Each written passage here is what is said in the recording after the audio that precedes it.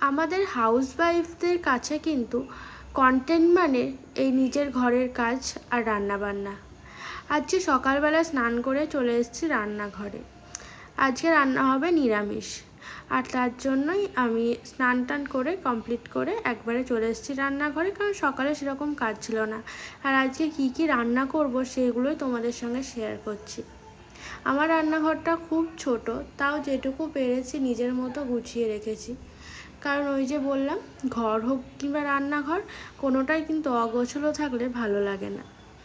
আর তারপরে কিন্তু সব রেডি করে নিয়ে বসিয়ে দিয়েছি।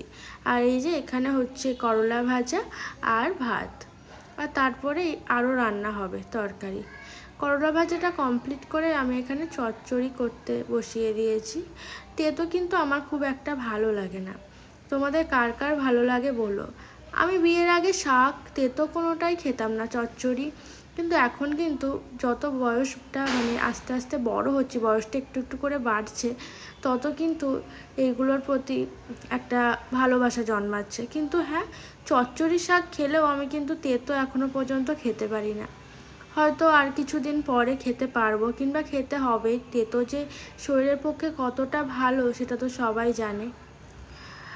আর এই যে চচ্চড়িটাও আমার কমপ্লিট হয়ে গেল রান্না। আর তারপরে রান্না করেছিলাম ফুলকপি আলু বেগুন দিয়ে একটা তরকারি। নিরামিষের মধ্যে কী আর রান্না করব, নিরামিষের মধ্যে কিন্তু রান্না করার জন্য কি রান্না করব সেটা বুঝে উঠতে পারি না। আর আমিষ রান্না করলে কিন্তু একটা মাছ, একটা ডিমের ঝোল বা একটা কিছু তার সঙ্গে ভাজাভুজি করলেই হয়ে যায়।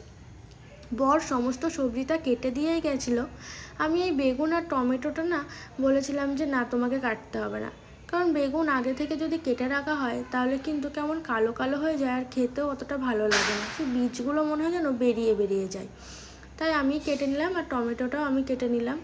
না, আমি বরকে জোর করে যে সবজি কাটিয়ে নিয়েছি, কাজ করে নিয়েছি, এই ধারণাটা করা কিন্তু ভুল সবারই। কারণ বরে কোনো কাজ করলে সবাই ভাবে যে তাদের জোর করে করানো হয়, কিন্তু আমার বর সবজি কাটতে খুব ভালোবাসে, তার জন্যই কিন্তু কেটে দিয়েছে। তো চলো, আজকের ভিডিওটা এইটুকুই, আবার একটা নতুন ভিডিওয় দেখা হবে।